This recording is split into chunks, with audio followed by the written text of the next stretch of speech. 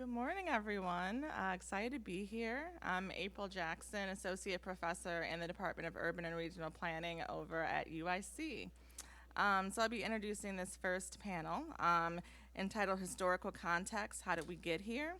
And in this panel, our presenters will be discussing how historical events and practices contributed to where we are today, which is that housing in low-income neighborhoods and communities of color are disproportionately affected by climate change.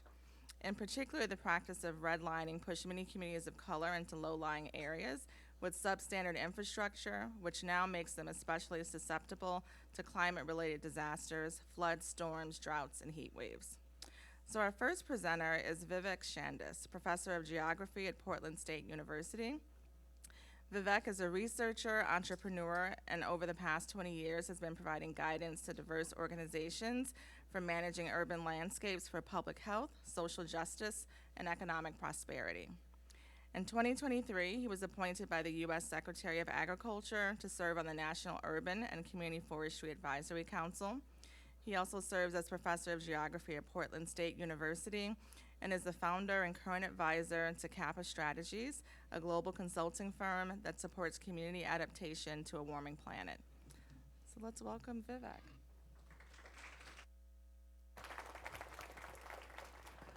I hope you can hear me.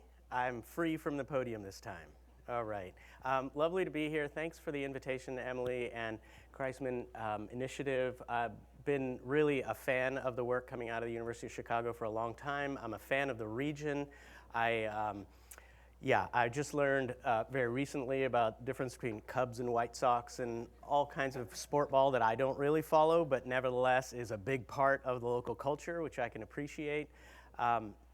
I'm here today to build off of amazing opening remarks by Dana. I come to this as a little bit wearing my science hat today. I'm trained as an ecologist in large part. I've been spending the large part of my career navigating landscapes as a landscape ecologist, as well as someone trying to work at multiple scales from the very local tax lot to the regional watershed. And so this is the kind of challenge in front of me today to try to recognize that I'm way in over my head with this crowd. I can already get a sense of that. This call to action that we just heard about, I'm wanting to start with a little bit of a step back from that. And I recognize we have lots of data, we have lots of material. I'm going to kind of come at you with a few enabling conditions, deepening this idea of enabling conditions for what current conditions we are confronting.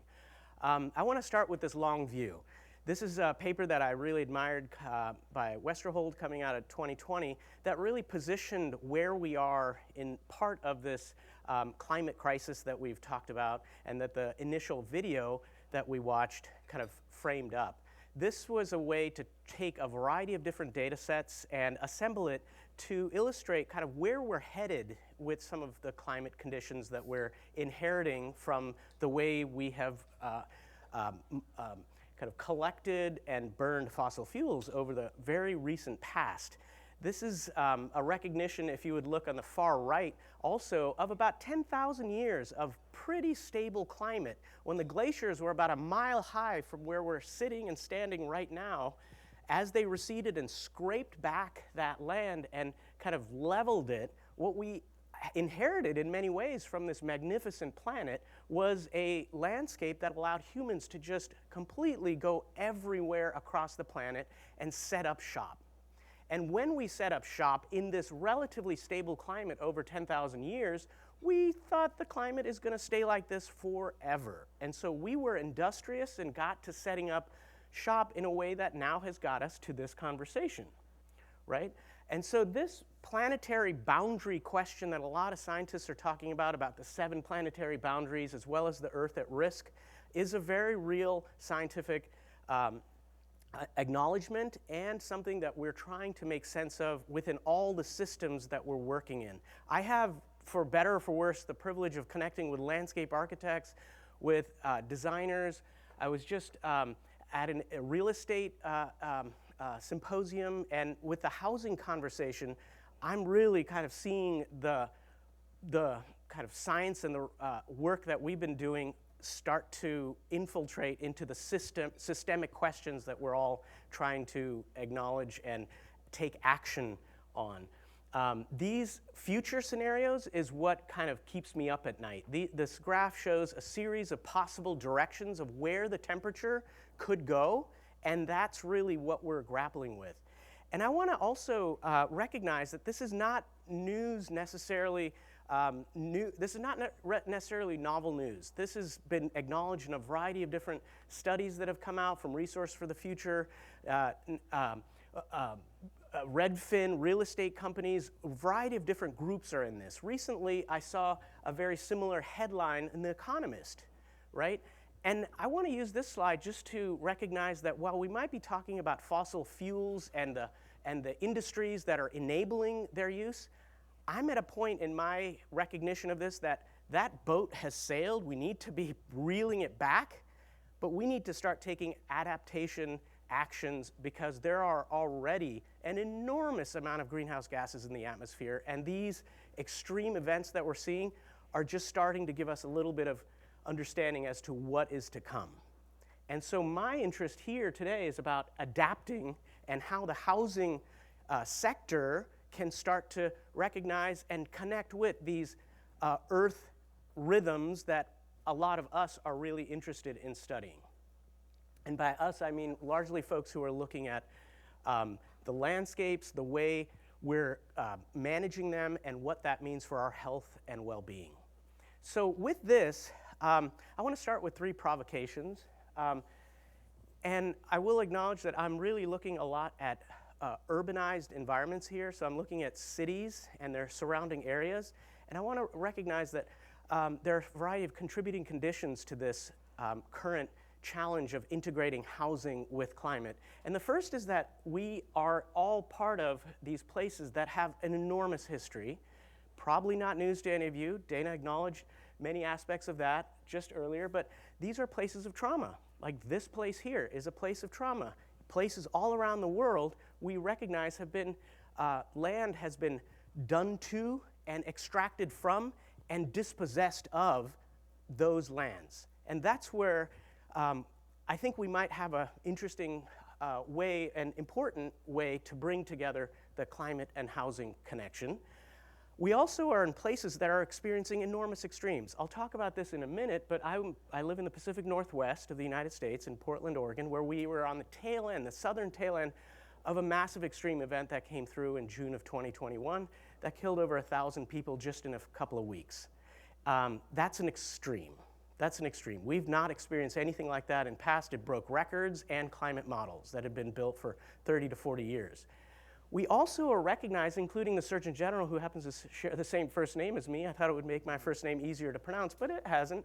Vivek Murthy published a book about isolation being one of these big public health hazards. Like, we are more isolated than we've been, at least in recent history, if not a long, long history. And so part of this is also a way for us to think about the housing and climate connection a variety of different ways. And I want to at least offer these few connections in terms of what we know so far. Housing segregation, as well as planning practices, are amplifying those harms. This rapidly warming climate, we're seeing it accelerate, is leading to local exposures to environmental stressors. And third, this isolation concern that I have is one that's actually going to work against us in trying to manage this crisis. And I think we're more resilient together than alone. There's not many other things that can better exemplify this in the United States context than a series of policies that were developed in the 1930s, though existed long before that, of dividing cities into 4 different categories, part of the Homeowners Loan Corporation, Federal Housing Administration, to decide where people could and couldn't own housing, who could own housing. And this segregation policy, often referred to as redlining, we had done some work on this policy to look at arguably the first of its kind to try to bring together housing and climate. We did this work from 2015, and then all of a sudden the University of Richmond dropped this amazing data set around looking at how cities were segregated in a digital form. So we were then able to get satellite imagery, go about and look at where historically redlined communities hotter, like were people there experiencing greater extreme temperatures than places that were green-lined or highly invested in by homeowners insurance and other forms of investment in those neighborhoods. And we found across 108 cities in the United States, including Chicago, that it was a pattern that I couldn't unsee when I saw it. Regardless of whether you looked in the South, West, Northeast, Midwest, across the nation, that neighborhoods that were historically redlined were consistently hotter than those that were in any other, quote, grade of the homeowner's loan corporation. And this was, of course, orchestrated by planners, consultants, all at the local level, working pretty assiduously to get at how do we ensure that some communities do not participate in this system of housing that we are promulgating. So this really got us thinking like, oh boy, so if these communities are going to be in hotter neighborhoods just to begin with, when a heat wave comes through, what's that mean for their health and well-being? And that's where we started asking questions about what does it mean in terms of the landscape, going back to my roots of trying to understand what's on the land there. And we looked across 108 cities just in terms of like, what is on that land? Like just simply what's on that land? And it was remarkable because across these 108 cities, the averages that we were seeing were A neighborhoods, these were considered by official segregation language at the time, quote, best neighborhoods. The D were, quote, the hazardous neighborhoods. And of course, the D neighborhoods had communities of color, often Black African American communities, immigrant communities, low-income communities living in them. And the A neighborhoods had, of course, wealthy, largely white populations living in them. And we saw that the tree canopy, just looking at one measure of landscape and its potential implications in terms of ability to absorb stormwater, clean air, cooler neighborhoods, that it was actually, tree canopy was greater in those, quote, A best neighborhoods than the D neighborhoods. In fact, D neighborhoods had orders of magnitude more impervious surface than canopy. And that matters in part because when we were building highways, right? We were building massive infrastructure projects. Through the 50s, Eisenhower came in and said, now you can get from coast to coast without seeing a thing, right? Those highways that went in went right through, as you all well know, those neighborhoods that had lowest land values. How did those land values get so low? They got so low because they were disinvested in for decades already. And now we're talking about various ways in which this particular landscape that we're all kind of coming into, see, engineers call, quote, locked in, are affecting our health and well-being. Chicago's no stranger to this, right? And so when we look at a big event that happened in 1995 in Chicago, the heat wave of Chicago, how many of you were here in 95? Hoo-wee, sweat on your brow. Yeah, this was the real moment. Climate conversations were at their, like, they were happening, but they weren't by any means what we're seeing today in terms of a symposium on housing and climate. We were having scientists go to testify in front of Congress, and we were seeing a lot of oil companies burying the science that they knew that this was going to drive extreme events, that this production and consumption of fossil fuels. But nevertheless, this heat wave came through, not attributed necessarily to climate change, but was a signal as to what could happen. It was nearly 1,000 people that died. Older communities, communities of color, a lot of the places where the highest impact occurred with the social autopsy that happened afterwards were in places that were historically disinvested as well, right? So here's something that kind of hit me really hard because I was living, like all of you who are living here in 95, I was living, and I am living, in a place that experienced almost the same thing 26 years later. A monster of a heat dome came through the Pacific Northwest, a place like Chicago that not necessarily had a lot of air conditioning or a lot of places of cool that you could actually find some respite in.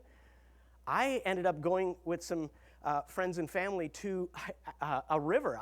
We don't have air conditioning in my house, so we actually went, and I sunk myself into this river with just my eyeballs exposed, and I could feel the ambient air pulling the moisture out of my eyeballs. Like, it was so hot. It was so hot. And it was one of those moments where I recognized, oh, this is going to kill a lot of people. We're not prepared for this. And lo and behold, when we see the epidemiological studies that come out of this extreme event, that big spike we see on the far right of this diagram is hospitalizations. This is the same thing that happened here. Almost the same graph, right? And so the question I want to try to get in front of us today is, how does this get us thinking about how housing contributed to this and what housing can do to get us into a place of more resilience, more adaptive and adaptive responses. And it's not an emergency management question like as it's posed these days in a lot of municipal management planning. It really comes down to housing. I'll tell you, at least, let me try to convince you of that. This is a map I made of Portland, Oregon, where I live. On the left side is the heat, the ambient temperature, like what we feel. I'll talk about this in a minute. We've been going out and collecting hundreds of thousands of temperature measurements on a really hot day, and we're trying to figure out where is it really hot and where is it cool during a hot day in a neighborhood.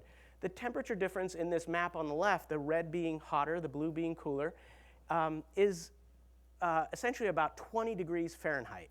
So the red areas are about, on a 90-degree day at the airport, where on our phones we will say, oh, wow, it's going to be 80 in Chicago. It'll be 90 in one neighborhood and 70 in another. We're seeing that level of disparity in terms of exposure to temperatures, right? I had made a map in 2014, working with the Oregon Health Authority, working with the city, working with public health, saying these are the places where people are going to die when a big heat dome comes through this place. And I wrote about this. I had workshops about this, and everyone was like, oh, that's really cute. That's really cute. We're a temperate climate. We're not going to get anything like this. And I packed up my stuff and continued to do the work, and lo and behold, that thing came through, and the map on the right shows where people died. The darker the color, the more the fatalities. And it largely corresponded to what I had anticipated would happen. And this is something that suddenly was like, oh, it's not rocket science to figure out that there's limited coping capacities in some parts of in some neighborhoods and some communities and some households, and that these limited coping capacities would lead to higher levels of health impact. These are fatalities, not necessarily illnesses. So what happened with this? When we look at where people died, and I got data from the Oregon Medical Examiner's request for information, was able to look at how old they were, total 96 deaths, just trying to, Chicago folks did amazing in 95, gave us a model for how to do this. And so I replicated a lot of the work that happened here to try to underscore who was dying and where were they dying. The building ages, as we heard earlier, generally much older buildings where people died. And then I went to each of these places in the city and the county that I live in, Multnomah County, and took a look at what the places looked like when I went there and took a look. Mostly multifamily residential, older single family, low insulation residential. We allow this stuff, totally legal, all good stuff. And trailer home parks, manufactured buildings. There's some great work coming out right now out of some folks at Berkeley that are looking at manufactured homes and the implications of climate. Just amazing stuff that I'm thrilled to be following. So then I took this information and dug a little further to try to, with the team, to try to figure out like what was going on in these neighborhoods, anything happening in these neighborhoods, and we wanted to look at one of the things that could help cool those neighborhoods, namely something we can characterize pretty easily, green space. And we looked at the change in green space between 2014 and 2020, right before the heat dome hit in 2021. Like, what was going on in that neighborhood? And lo and behold, the purple, darker purple color on the far right illustrates where green space had been lost during that 7-year period. And what we'd seen was a pretty, again, something we can't unsee, a pretty clear pattern as to where people died and what was going on in that part of the city. We asked the question, is this just idiosyncratic for the place for where I live? Is this just our own policies? Is this just where it is that the field is right now? So we wanted to dig in a bit further. So we started looking at cities around the country. We looked at 33 cities around the country and asked, is this the same phenomenon happening? Are the warmest areas of cities, follow me here, are the warmest areas of cities also seeing the greatest loss of green space in those cities? Just a simple question, easy to characterize. No one's looked at this. We were able to get data from air temperatures of these 33 cities, and they had to correspond. And then where green spaces in the coolest part of these cities being preserved and conserved in these neighborhoods as well. A lot of information here. Let me walk you through it. On the left side, this graph on the left of the screen, this is just a green space loss, gain, and stays the same. The blue is loss of green space, and these cities are arrayed up and down. And the blue is the amount of loss that happened in the coolest parts of town. So where it would be on a 100-degree day, where it would be about 90 degrees, right? The coolest, the bottom, like the 10% of the coolest areas of those cities. We see some loss, we see some gain, but mostly staying roughly the same. If you blur your eyes, you can kind of see the pattern there. On the right side are the same cities arrayed, but these are the hottest neighborhoods. These are the places where we see already it being really hot, what's happening to the neighborhood, to the built environment in that neighborhood. And what was, again, something that was a consistent pattern was a lot of loss happening in those neighborhoods proportionally. A lot of loss, a little bit of gain. There's real active efforts at trying to green up neighborhoods right now with the Inflation Reduction Act and other local policies that are at play, but yet we're seeing very little gain in those neighborhoods over that same period of time. Deep breath in. It's like, okay, we're seeing some consistency in the pattern. That's where I get a little bit more curious. So now we're getting into like the so what question. What can we do about this? And this is where this call to action and trying to move local communities to do this work together has really made sense to me. And so trying to understand this dynamics of exposure to extremes and looking at cities around the country to do this, really trying to get a sense for what are people experiencing? Who's on the shady side of the street? What building is being shaded? What building has the has potential design and development standards that would actually keep communities cool inside? When it gets hot, for example, we go inside. And if our house is a tinderbox, we're going to experience exactly the same. So what we've started doing is working with communities to go out and actually measure temperatures. We've been measuring temperatures in our bodies since we were kids. Not a hyper technical exercise. We can go out, give folks a thermometer, research grade thermometer, but yet go out and collect temperature readings around their city and even in their homes. And so what we've done here, we did this in Chicago last year. We've done this in over 100 cities at this point. We've worked with communities, mostly environmental and social justice nonprofits, as well as municipal managers, to go out and instrument folks with little temperature sensors. And we mount them on cars, we go out and collect hundreds of thousands of measurements in a place. And then this is an image of Chicago, morning, afternoon, and evening. For those of you who aren't in this field, I'll tell you, measurement of temperature might seem like an easy thing because you just put a thermometer in your mouth or in your armpit or whatever. It's a little more complicated than that. Because air moves, people experience it differently. The day we did this in Chicago, there were these winds coming off of the water, like you might expect. They were like 16 mile per hour winds. So measuring, getting a good capture of that temperature was a little bit tricky on these days that we did it, but we had a morning, afternoon, and evening temperature so we could see which areas heat up the fastest, which areas cool down the slowest. And we had a temperature differential here at about 22 degrees from one neighborhood to another at the same time, right? And this was a project that helped us lead into a few other questions, because one of the questions is, in Chicago, as in with many other cities, the places where people die are usually places that are multifamily residential. And there's a lot of interest in planning communities around higher density developments. So I was asked the question, can we create higher density developments without turning up the temperature? Right? Because the more densities we have, the more kind of building mass we have, the more building mass we have, the thermodynamics play out that way. Don't need to get into that here.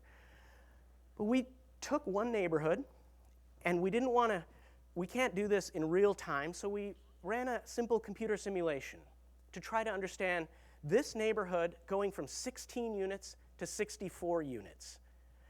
This computer simulation requires you to put in details about the type of materials that the walls are, what the roof shingles are, et cetera, et cetera. A lot of detail. And we took this neighborhood, digitized it using this tool, and we essentially ran a series of scenarios to understand what would happen if we took 64 units and just changed the array, like putting them all together, spreading them out, putting trees in the middle, putting a big parking lot right in the middle, right? Classic development approach. Roundabout, like with a square to the lot edge, big parking lot in the middle, done. 1950s, thank you very much. We did this for all of these different scenarios, and I just bring your attention to the example on the far upper right. I have a laser pointer, but all of you are looking at different screens, so I'm not going to be able to point to all those screens at the same time. But the far upper right, you're right, and the one that's just below that, Plan 6S and Plan 6B. So those two, just to simplify this, those two, when you take the average temperature of that city block, and you look at it in terms of what we do with the 6B scenario, parking lot in the middle, versus the 6S scenario, which has a bunch of design considerations in terms of the type of roof that you have, the type of building materials, how you even can lighten some of the surrounding areas, we actually can densify the neighborhood and see a reduction in temperature. Punchline, right? So in a way, yes, we have the information. The details are, of course, in its implementation, in all the systems that keep that from being able to happen. That's where it gets a little tricky. This is all great for outside temperature, and I'll come around the corner and just wrap up with a couple of other examples. This is another project that we did working with one of the only climate people in a public housing bureau. And this was in the city I live in, Portland, Oregon, where we wanted to explore what was inside exposure. We may have a lot of data on outside exposure, given temperatures that we've been collecting, but it turns out getting temperature readings of what somebody's experiencing in their home is not easy. And we are building public housing totally legally in the majority of the United States that has no upper maximum temperature threshold. Every habitable room has to be able to get up above 65 degrees Fahrenheit, but it can get up to 140. Legal, right? There are a few places that have taken steps to be able to set that upper cap. I'm trying to get on this because it feels like it's a total obvious low-hanging fruit. Maybe, I don't know the complexities of the federal housing and urban development or the details that might go in there, but this feels like it could be. We're seeing people exposed to over 90 degrees Fahrenheit for about 12-hour periods in this monitoring of 3 buildings that we looked at, 50 different public housing units, and we had workshops with them, we did surveys, we had instruments, little sensors, and we remunerated them for participation. It was a really engaging process that really led to, in a sense, a pilot study of sorts. I don't necessarily like calling it that, but a study to be able to show that we are seeing elevated temperatures. And in fact, it was these buildings that saw excess mortality and morbidity during the heat dome that came through in 2021. So there's a real motivation to get city folks interested in looking at this. So as I close up here, so outside temperature, inside temperature, just to get a sense for it, I'll note that more people die from heat waves than all other natural hazards every year in the United States. Also, heat is not a natural hazard as defined by the Federal Emergency Management Administration. You can have a hurricane and boom, federal money will show up quickly. Right? You can have a pandemic and boom, federal money will show up immediately. But if it's not codified in FEMA's descriptions of natural hazards, then the federal money doesn't materialize. And so a lot of local communities are building public housing without recognition that this kind of work really, this kind of information is really not available. And so we're trying to figure out how to do this work in a more direct and explicit way where we're seeing kind of the data suggest these are directions we can take. So in my advising work, I'm doing work to try to understand risks. This is classic. This is the classic model for trying to ground the work in the context and background of a place. We do this hazard assessment where we're looking at indoor, outdoor temperatures of communities, kind of coming around to identify intervention strategies, and then doing work to guide the implementation of what can be done locally. This has been showing up in a variety of different management and climate plans. What I would love to see is climate plans that integrate housing a bit more explicitly. I'm so glad this symposium's happening, is why I was so excited to come, because it's still remarkably siloed. As much as we're going to talk here, the systems that keep these separate are just obvious in the code that's developed in a lot of these plans. And so I want to just close by providing a little acronym here, see if this will work. Getting towards a housing and climate agenda. Maybe I'm early enough in this symposium to be able to get you to think about some of this. I want to just recognize this acronym to note that the knowledge exchange is really essential between housing and climate researchers. Something I'm going to nudge University of Chicago to think about, that knowledge exchange. I'm glad it's happening here. Recognizing the housing injustices that are accelerating some of these climate impacts. That's something that's just, it's a research field in and of itself that's just really emerging right now.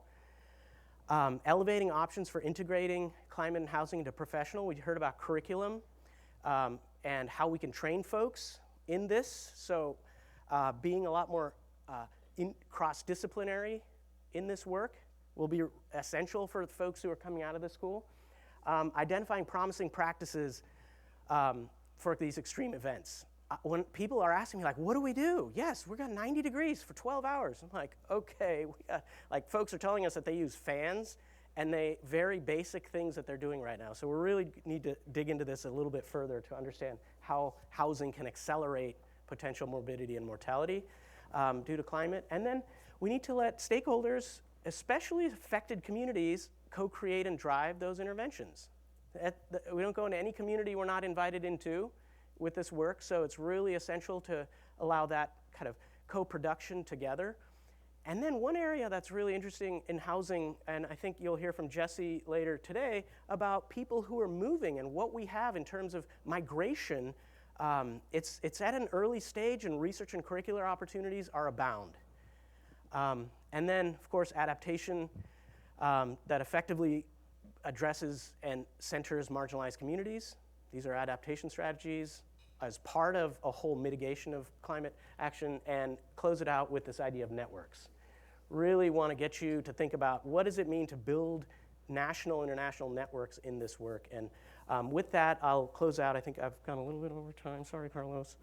I'll leave it at that. Thank you. Appreciate the time, the opportunity.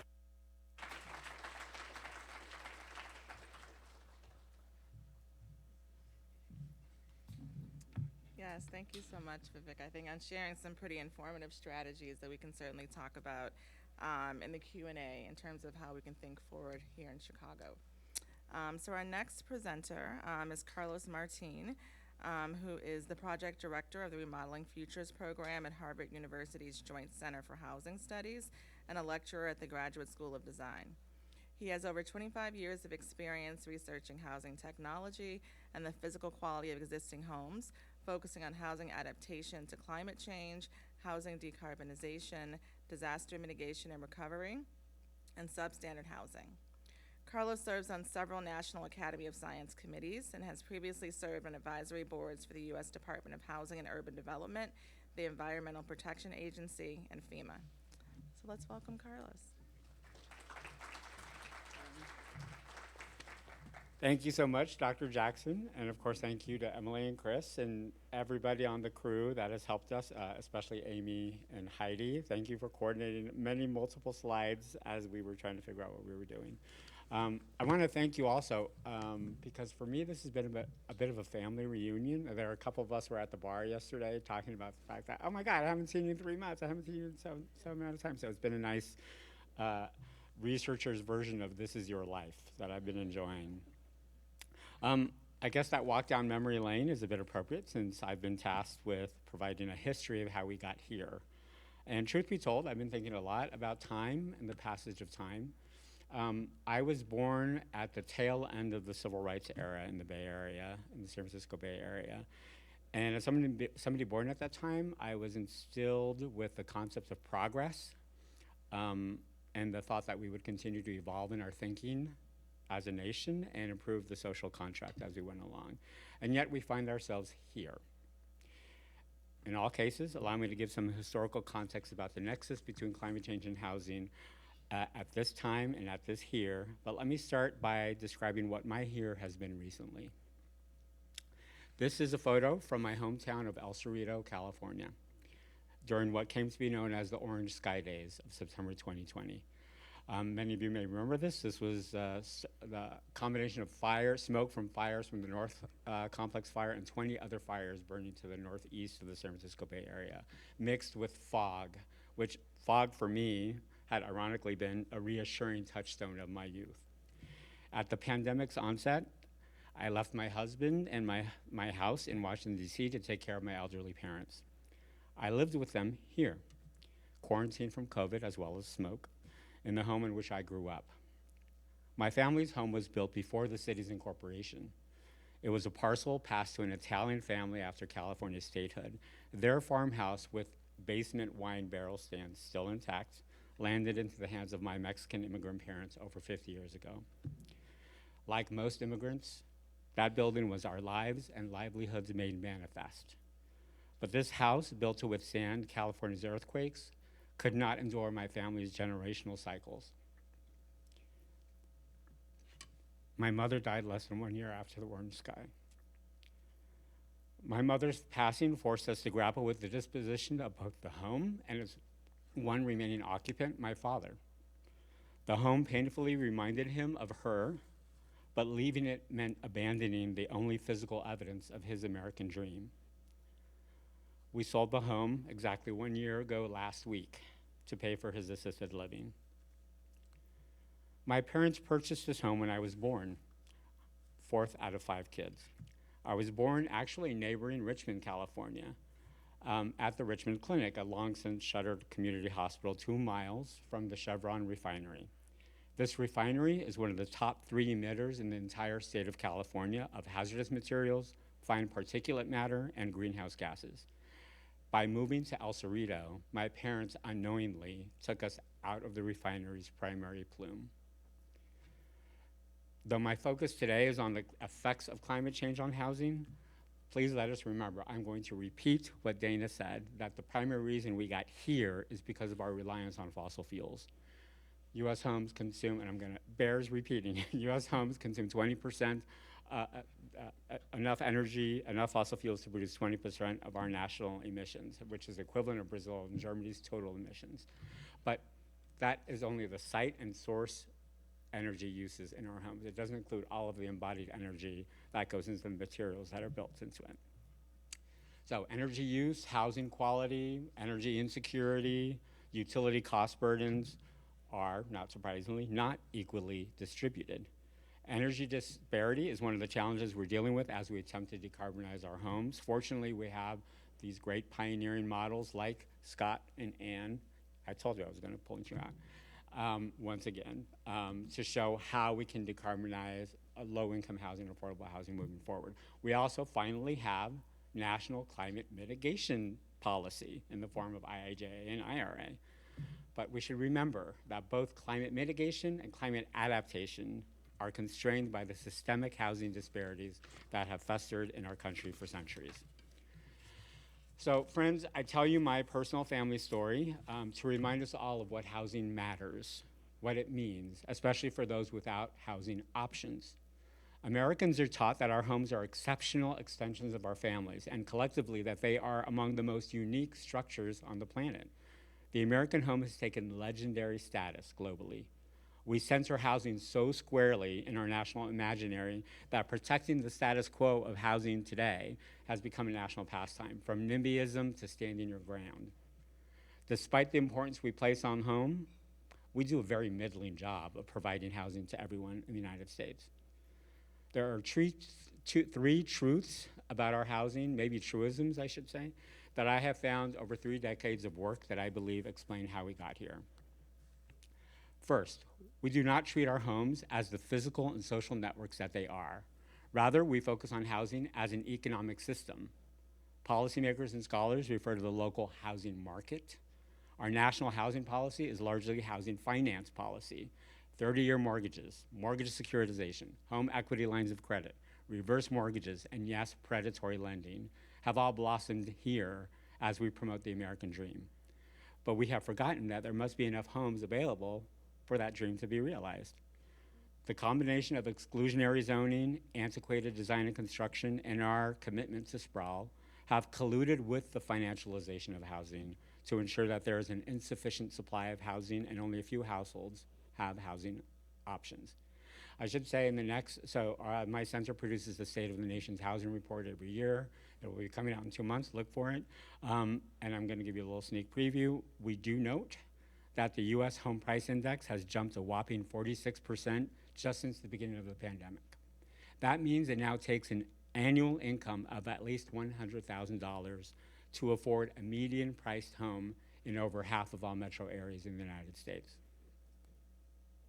Second, we are not good at fixing things.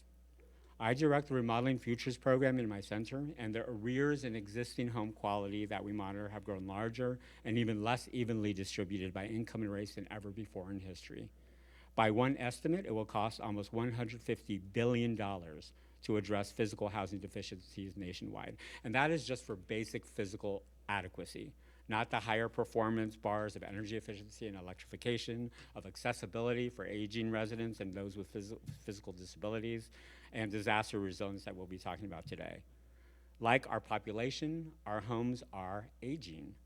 At an unprecedented median age of 41 years, this is the oldest we've ever had of the average American housing stock, US homes are now entering middle age, and a midlife crisis is at hand.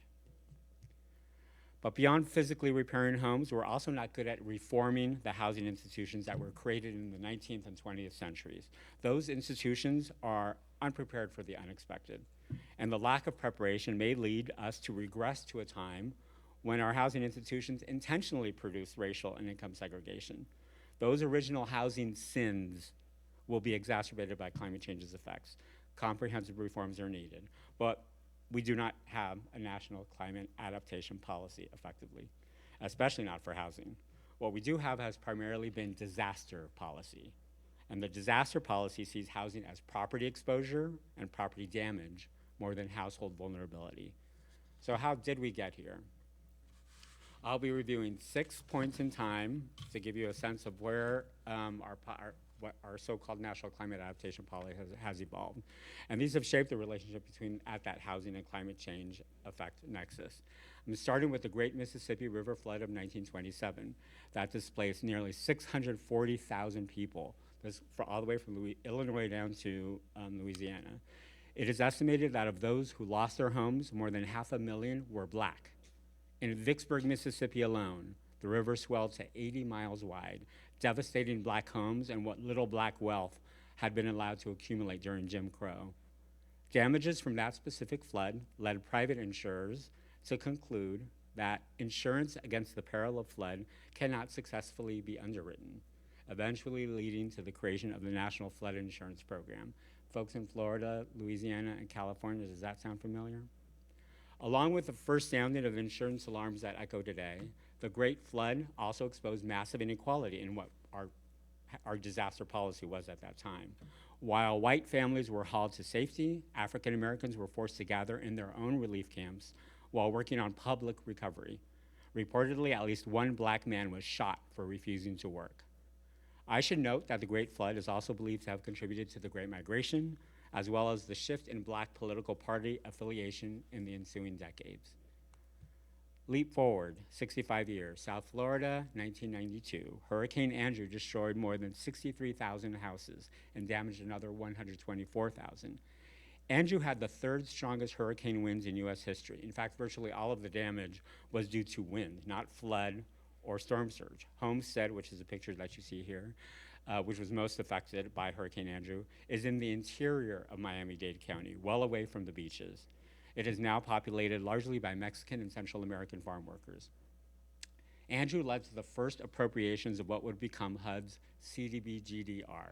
Sorry about that. Community Development Block Grant for Disaster Recovery. So that program is the federal backstop meant to link disasters to long-term planning, housing, and economic development.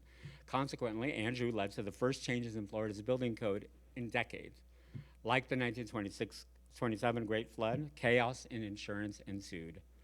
Insurers were faced with over $16 billion in losses. 11 insurance companies became insolvent, leading to the creation of the state-run insurer of last resort and capitulations to the industry that threatened to leave the state altogether. Andrew inspired a range of scholarly and legal inquiry into racial discrimination in home insurance, contributing to the push for automated policy underwriting that we see today. 13 years later, Hurricane Katrina, arguably the definitive and most consequential climate-related event in modern history, with 800 deaths and $125 billion in damage. This was obviously late August 2005. Still the largest amount of damages in any event in the US history. Katrina proved pivotal for New Orleans for a wide range of reasons. One, because it massively changed its demographic profile. Proportionally, New Orleans Parish is now whiter and higher income than before Katrina, due in part to the housing conditions, costs, and institutions that have evolved little over that time. Katrina visibly showed us the frailty of infrastructure.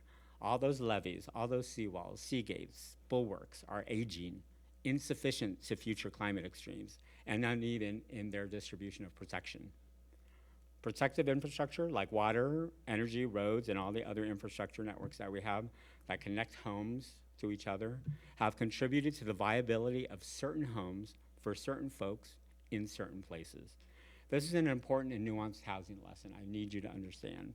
Katrina tore through the unwritten contract between local governments and private property insurers that stated if public funds were used to build public works to protect residential and community and commercial land, then the insurers would protect the individual properties behind those works.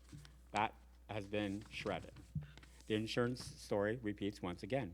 After Katrina, the state's insurance commissioner made major concessions to private insurers that have produced questions about coverage and pricing ever since. I just released a report of a multi-year study on housing resilience in post-Katrina New Orleans. Fortunately, race no longer is a significant predictor of insurance coverage or pricing when controlling for risk. Higher income and white households have better coverage, but they are paying more for it. Houses of color reported paying $255 less for their insurance annually than white households, but for a coverage limit that was $41,000 less. So white households would gain the equivalent of $93 in coverage for every $1 more that they spend on their insurance policies, while households of color would lose $161 in coverage for every dollar spent less. These are not proportional. We also saw significant differences in insurance claims processing and customer treatment of households by race and income. So final lesson from Katrina, even though there are many more I'm sure we'll be talking about all day. Katrina shattered the myth of neutrality of emergency response and relief in the post-civil rights era. Even the new programs for long-term recovery became suspect. CDBGDR became the target for a class action lawsuit filed by the Greater New Orleans Fair Housing Action Center on behalf of black homeowners due to the state's allocation of housing assistance for repairing their homes based on the home's pre-Katrina value rather than the actual cost of repair. Home values in Louisiana have as much to do with racial and income segregation as they have anything to do with physical quality. HUD settled in 2011, contributing to the federal reckoning and search for new approaches to housing and climate. Enter the term resilience. 7 years later, New York City experienced Superstorm Sandy, directly killing 72 individuals and causing $65 billion in property damages. The economic importance of New York, not to mention its sheer size, spurred a near equal federal appropriation, but one that was the result of an increasingly politicized disaster policy framework. Let us recall that there was a certain senator from the state of Texas who said New York should not get any funds to repair after Sandy. And then 3 years later, this is my side note, asked for funds for the state of Texas after Harvey. Sandy's funds were used to rethink infrastructure and housing through such efforts as Rebuild by Design, a seed for creative visioning and design. These pilots also introduced the importance of residents' participation in that visioning, a practice harnessed with the National Disaster Resilience Competition, and certainly its manifestation in Louisiana through the Louisiana SAFE program. Sandy also brought renters and rental housing to light, which is a demography that we haven't talked about yet. In fact, the image that I'm showing here isn't after Sandy, but it was part of the series that the New York Times did after Hurricane Ida, showing the number of basement apartments, often illegal apartments, that had suffered repeated flooding since Sandy. Disaster aid has disproportionately served homeowners over renters in so many ways, though renters account for 1/3 of households in the United States. I did a study for HUD in 2019 that found that building affordable rental housing after a disaster with CDBG-DR funds took an average of 4.6 years after award. An award is often a year after the original event happened. Of course, the renter survivors in question did not wait around 5 years for the next apartment to come around the pike. So Sandy reminds us that climate disasters intensify housing insecurity and exacerbate housing shortages. 5 years later, we see the triple whammy of Hurricanes Maria in Puerto Rico, Harvey in Texas, and the collection of wildfires in California. The image you see here is of the combined effects of Maria's winds along with the Atlantic coastal surge on Cataño, which is a suburb of San Juan. New questions about the basic building blocks of our housing institutions and systems work have surfaced in these incidents. In Puerto Rico, the question of clear title became a major obstacle for low-income households to access aid, many of whom had inherited properties in places with colonial cadastral systems, or in some cases self-built in informal markets. Yet little of housing's broader legal and financial system has moved forward in relation to these climate exposures and risk management beyond the insurance chaos we've been talking about. All the stakeholders that enable and benefit from the construction and financing of homes are waiting for another shoe to drop. But another 20 shoes must drop. Many of us have been waiting on guidance from the Federal Housing Finance Agency, FHFA, over Fannie and Freddie requirements for including risk and sustainability efforts in their underwriting, their securitization. For years, we've been waiting for these. But just last Tuesday, a very tepid FHFA press release reiterated the importance of voluntary reporting about risk and sustainability by the GSEs. I repeat, voluntary reporting. In contrast, the White House's quiet release last Monday of the final rule for the Federal Flood Risk Management Standard might be the first actual shoe to drop. That rule increases elevation and building requirements for new and substantially renovated properties at risk of flooding that receive federal funding. But that includes private homes mortgaged with FHA insurance. So federal shoes are coming off slowly. But two shoes don't always make a pair. Governance reforms of housing institutions in face of climate change do not only involve the federal government. State and local governments are vastly more responsible for decisions regarding where homes are located. What you see here is a devastating image from the Lincoln Heights neighborhood in the tiny town of Weed in far northern California near Mount Shasta. This is after the Mill Fire of 2022. Lincoln Heights was a historically black community in this widely rural region. With annually increasing fires, California is grappling with whether communities like Lincoln Heights should be rebuilt at all. And if not, where these residents will go in a state that has suffered the worst and longest housing affordability crisis in this nation has ever seen. Prohibitions on building new housing in highly exposed land and encouraging the movement of current residents seems logical, but we must consider the effects on immediate housing access. For a different exposure, we saw places like Arizona prohibiting jurisdictions like within Maricopa County from constructing new home subdivisions if those jurisdictions don't have clear evidence of having 100 years of groundwater supply. These land use decisions will have important consequences for the viability of places in the long term, but they will also define housing costs in the short term. And this leaves us here today. My earlier truisms bear some repeating. Our climate adaptation policy in the US today is largely built on disaster policy. That framework is statutorily built on the Stafford Act of 1988, a foundation that leaves many of our homes out to float. Similarly, our housing policy is based largely on the support of private sector institutions with public coffers as a backstop. These combined, these have not provided the quantity and quality of homes we need and homes out of harm's way. But some of the solutions for the 21st century that we hear about now also have a little bit of their histories. I'll run through these three very quickly.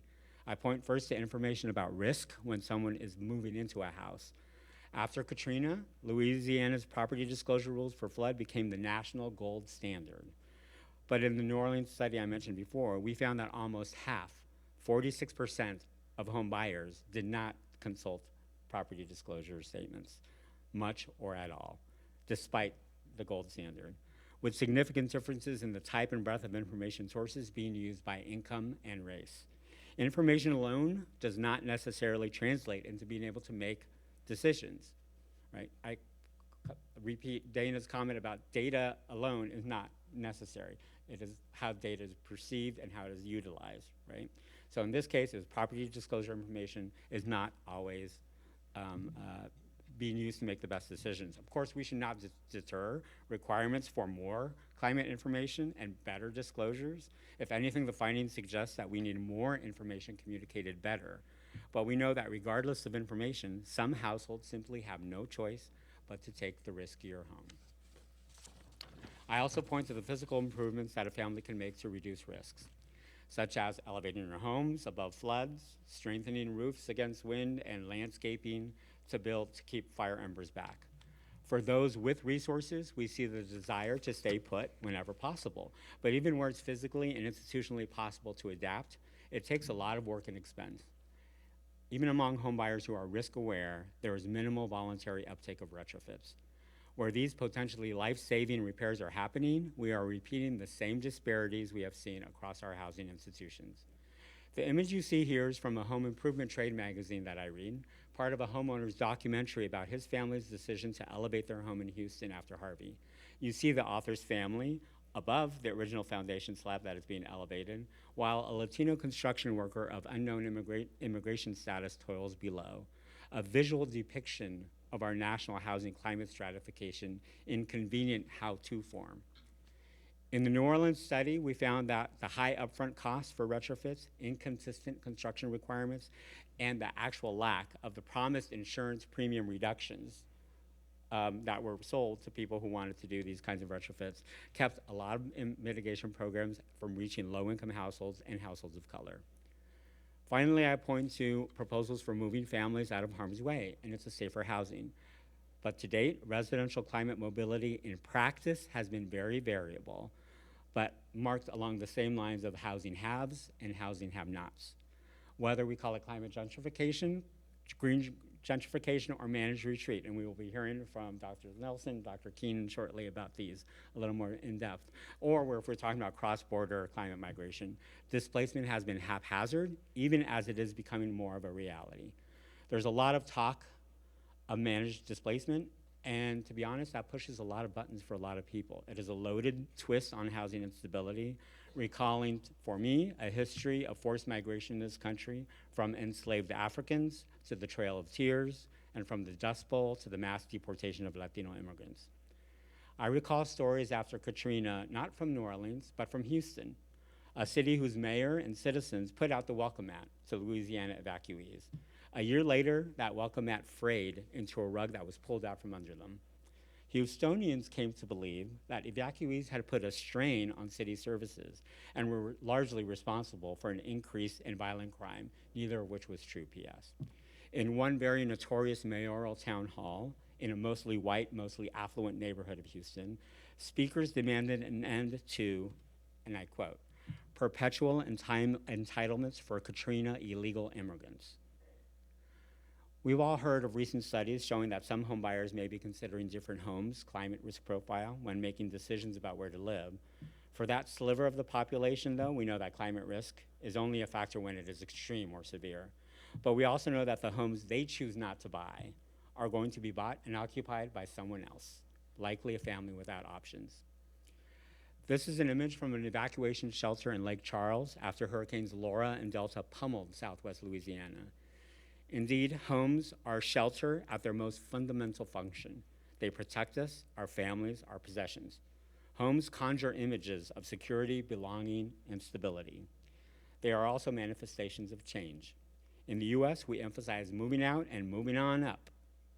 Our homes mirror our financial and social aspirations. For those without housing options, though, they reflect our longstanding housing inequities. Despite advances over the last century, we remain unequal. Climate change exacerbates this. The tragedy of the commons is circular. If we are all stewards of the public common, what the heck do I do with my house? The abandoned home in one place means the home that is needed in another.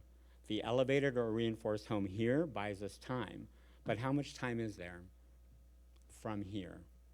If you were keeping track and did math between the 6 events that I mentioned, you'll notice that the lapse between the time frames has logarithmically decreased. 65 years, 12 years, 5 years, 3 years, 1 year. The clock is ticking. We need to come home, however it is we get here. Thank you very much for your attention.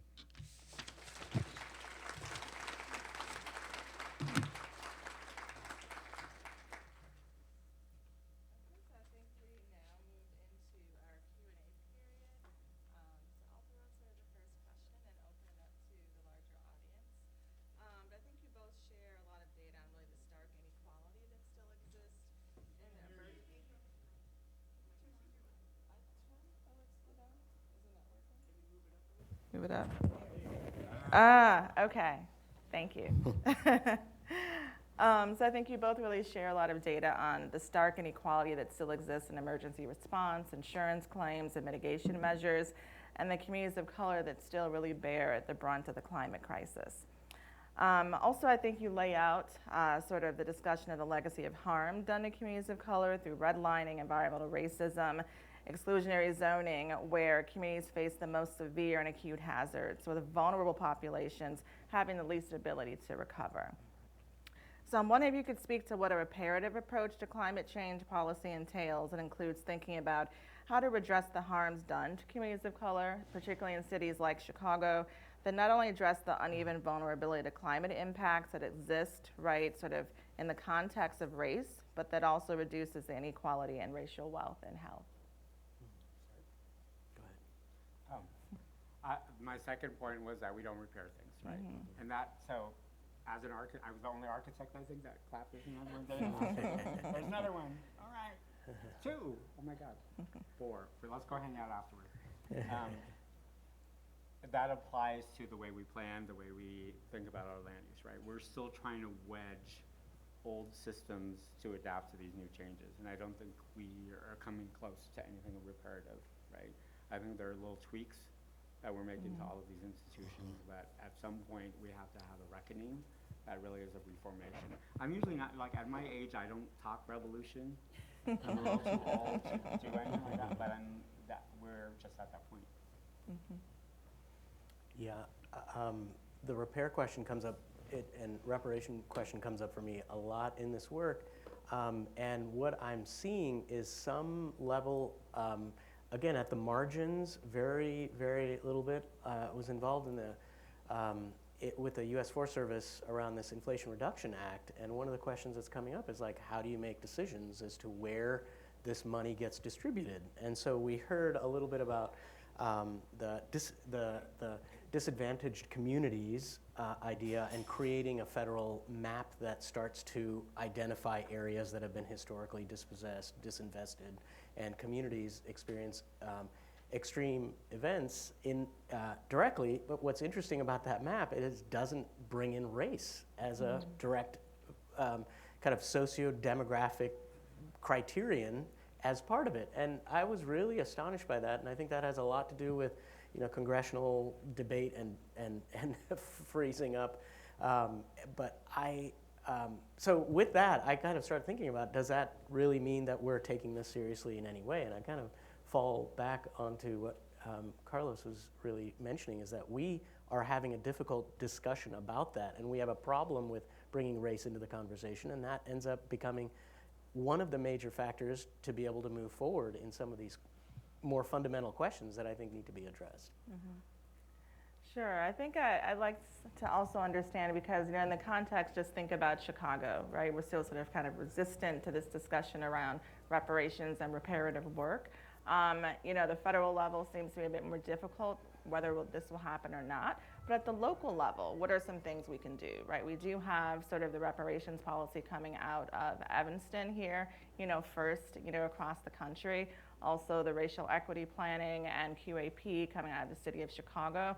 How can that be adapted, particularly at the local level? Like, what are some things you think we could be thinking about moving that forward in Chicago particularly? Or in other places, certainly, like Miami, that also are a little bit further ahead, I would say. Maybe I'll start with that since you started last time.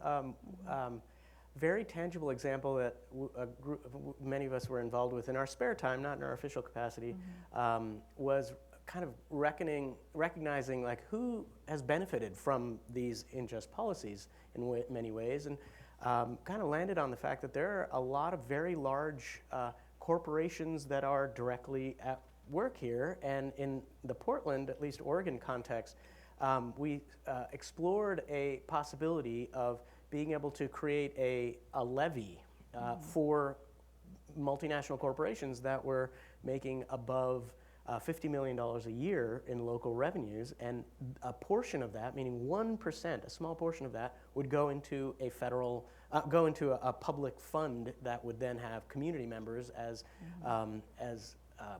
reviewers, and then the funds would then get distributed to 501c3 organizations that were meeting specific criteria, and those criteria were deliberated and discussed, and it was historically marginalized populations that really showed up as the primary recipient of these funds. And so that was challenged in the courts for the moment it was passed by ballot. It got challenged all the way until the first dollars started to flow, and at this point there's an enormous pool of funds that's going to weatherization of homes, that's going to heat pumps and various other strategies. And we can quibble about the specific strategies because we're still trying to uncover what are the things that really safeguard communities from these extreme events.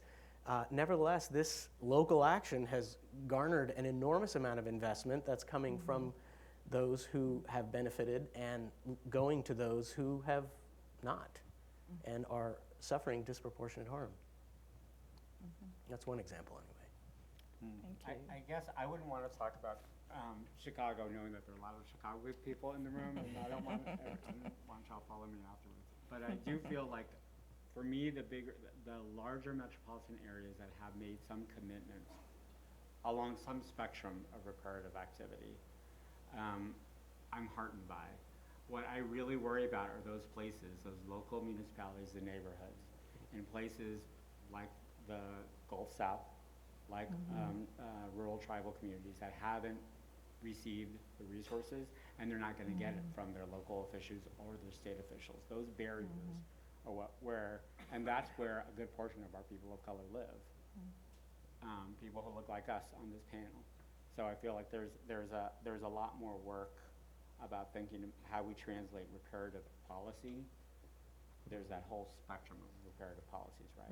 From direct reimbursements to all the way through additional investments, et cetera. I say all of the above. In a series that I did with Carolyn Kuski, with Dr. Carolyn Kuski at Brookings on disaster policy reform, we said, why don't we give people in certain neighborhoods immediately after a disaster happens, why don't we just issue checks immediately? Why are we waiting on them to apply? We know that they're going to be they've been living in places that are underinvested. We know that they're lower income. It doesn't make sense to hold that back. When during COVID, the ARPA funds, people got their checks. Like, we've shown that we can do that as a country. We can support people in crises. So if we as a nation agree, like if our neighbors somewhere on within the country are suffering, it's our responsibility to help contribute to their well-being. Thank you. So let's, see a question over here. Yeah, One, so two. we only have time for one question. Just one question? Oh.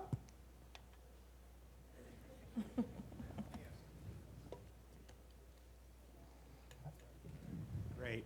First of all, great presentations, both of you. One observation and then I think a question. You're absolutely right, Vivek, about heat not showing up in the risk list that FEMA uses. It's NOAA's list. It's the National Weather Service Severe Weather Data Inventory. They adopted it. It was designed to only deal with certain disasters. It hasn't really changed in a long time. So I strongly would suggest adding something on your list to fix that one, because you can't get people lined up behind a problem that people aren't admitting is at the heart of what we're talking about. Here's the question. We've been fighting redlining, some of us, a long time, what have you. And there's an underutilized set of laws there for trying to hold financial institutions accountable. And I think this is more to you, Carlos, because you know the system. Why can't we try using the Community Reinvestment Act to establish a basis for an affirmative obligation to reinvest in ways that are climate positive, if you will? All right. In other words, make the most of the policies that we've got. The fact that everybody's rediscovered the maps that some of us distributed back in the early 70s, and it took this long, isn't hopeful for saying we should pay attention to these maps. But the fact that we've got the law that we could use could be done. And I live in Evanston. Thank you for calling it out. The example there, and that's the other part. Why can't we help cities build the capacity to do this? All right, so let me answer the CRA one. And I should say, CRA changed its rules this year. We have new final rules that allow for climate investments, both mitigation, more on the adaptation side, but on the mitigation side. And that was a lot of advocacy on Dr. Keenan's part. Am I not on? Is it not on? Okay, if I scream, will you hear me anyway? It's allegedly on. Okay. All right. That's on. Yeah. Ooh. See, we're all in this together. So I was mentioning the CRA. The CRA has changed its rules this year, a very public rule change, and Dr. Keenan did a lot of advocacy around this before. The challenge with CRA is we don't know if CRA is actually investing in projects that wouldn't have happened anyway, right? I mean, most of the studies of CRA investments so if people don't understand, banks and lenders, and especially mortgage lenders, are required to serve and have physical presence in communities, and formerly red line communities, in places that they underserved in the past. So there are requirements of them to get CRA credits. My only concern is that I don't know if there are bankers and lenders in the room, but they could be some double dipping where they're counting affordable housing incentives of some way. Originally it was primarily for a lot of housing investment. It was a lot of economic development that was actually occurring with CRA. So, but those tweaks are important, I'd say, but they're still tweaks, right? Because unfortunately, all of these things, except for reporting, all of these things that we have in the federal government are carrots. And we've gotten to the point in this country where trillions of dollars of federal money have gone to support the viability of certain places over others.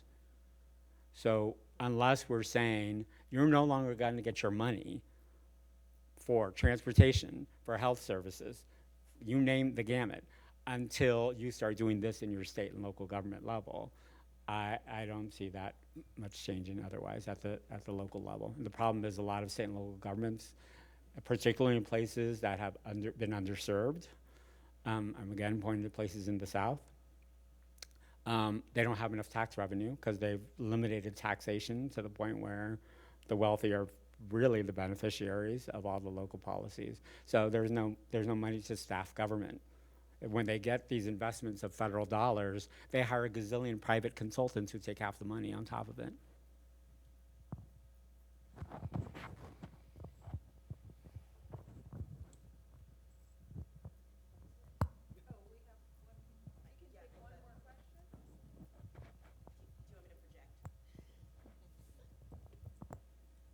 Hoping it's a short question, but I think Carlos and maybe Vivek can speak to it.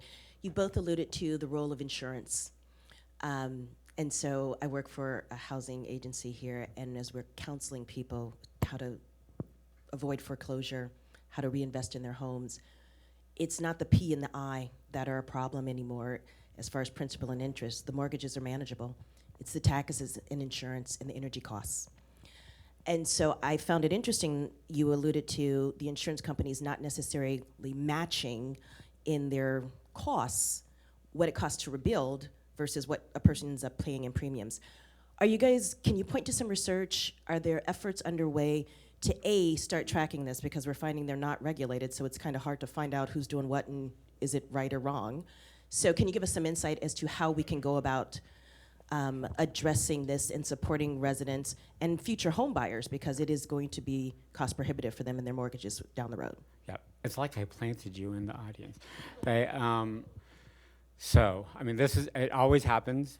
That's why I brought up the Great Flood of 1927, because people forget that we have this history of private insurers all of a sudden saying, oh, I can't do this anymore. I'm going to lose my I'm going to lose my shirt, even though they've been making money for centuries. So, the latest incarnation of this, because of the president's executive orders on climate, Secretary Yellen told all her staff at Treasury that they have to start thinking about the ways that they include climate risks as well as sustainability opportunities. There's this little office in the Office of Treasury, in the Treasury Department, called the Office of the Federal Insurer, which nobody knows exists because the federal insurance really is a state. Your state insurance commissioner really dictates all of your local policies. The federal government really does very little. But it was created after Dodd-Frank, just as a monitor of what states were doing. So that office, and it's online, we did an event at Brookings where they announced that they were going to start showing models of state commissioners who were pushing the envelope a little bit about checking and providing transparent data about property insurance. They also announced that they wanted to do a national survey of homeowners. So this is part of the reason I'm really proud of the New Orleans study, because it costs a lot of money to get information about insurance because insurers never share it. So this Office of the Federal Insurer said that they were going to create a national survey of property homeowners and hazard insurance, like the whole kit and caboodle. Most people don't know you're actually buying a lot of different insurance packages when you're getting your insurance, right? Because you just have one package. Within a month, the House Republicans proposed to eliminate the Office of the Federal Insurer. So the Department of Treasury has backed down a little bit. They're not going to do the survey. There are other opportunities to start collecting this data, but that's part of the challenge is we don't know the data, because in places like Florida and Louisiana and California's in the House, we know what happened last year. Governor Newsom and Commissioner Lara handed a lot of the same capitulations that they did in Louisiana. So we don't know a lot of it, like people's insurance rates. In Louisiana, they had a 6-year period where where insurers have to provide data at an aggregate level, both parish and zip code, to the state about what the average insurance premium was for homeowners. That sunsetted after 6 years. So now we don't even have any data in Louisiana about what people are paying.